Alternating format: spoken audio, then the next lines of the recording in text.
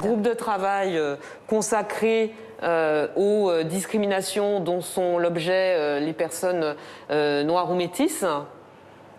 Quelque chose me dit, ou les femmes noires ou métisses, quelque chose me dit que 95 ou 99% des participants spontanément à cet atelier seront les personnes dont il est question dans l'intitulé. Renaud Muselier, par exemple, sur Twitter, dénonce une phrase raciste. Voilà ce qu'il dit.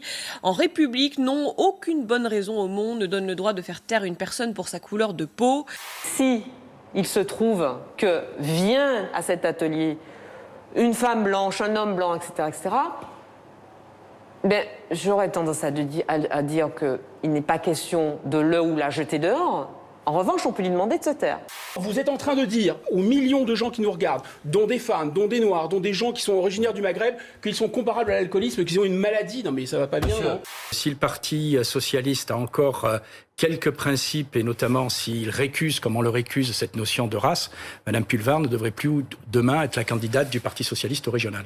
Toutes les semaines dans ce pays, des étudiants qui font la queue pour avoir quelque chose à manger. Mais on en parle. Vous n'en parlez pas parce que... Pardon, on n'a pas consacré, Monsieur Bompard, s'il vous plaît, on n'a pas consacré il y a quelques jours...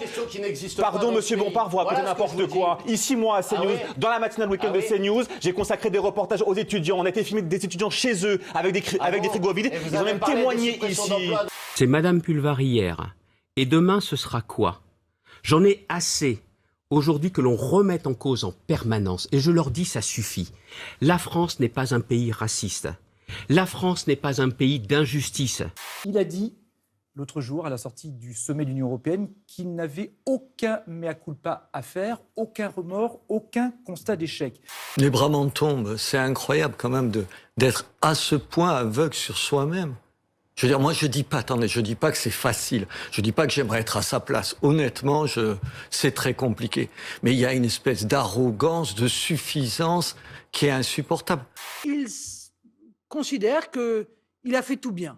D'ailleurs, quand quelque chose se passe bien, c'est lui. Et quand quelque chose se passe mal, c'est de la faute des Français. Ça fait 1 an que ça se déroule de cette manière-là. Ce combat idéologique, on doit le mener pied à pied. C'est l'islamo-gauchisme qui est derrière ça. C'est justement toutes celles et ceux qui luttent contre la France et qui veulent nous faire changer de modèle. Au nom du fait que les races sont un concept scientifique qui n'existe pas, en réalité, il dénie le racisme et il dénie aux personnes qui sont victimes de racisme le droit, à un moment donné, de s'organiser, de parler entre eux, de discuter entre eux. Le vrai sujet, c'est qu'aujourd'hui, il y a des femmes et des hommes qui sont victimes de racisme, qui sont victimes de stigmatisation, qui sont victimes de rejet. C'est ce combat-là que nous devons mener. Et je trouve qu'on n'en parle pas assez. Et qu'on parle beaucoup des propos d'Edre Pulvar ou de la présidente de l'UNEF. J'ai contribué aussi à cela. Mais non, le combat essentiel, c'est celui contre le racisme. Il existe dans notre pays tous les jours. Sans doute, il faut continuer à prendre des mesures extrêmement strictes. On verra ce que proposera le comité scientifique. Le 1er avril, il y aura un rapport et nous allons constater les choses au Conseil de défense de mercredi.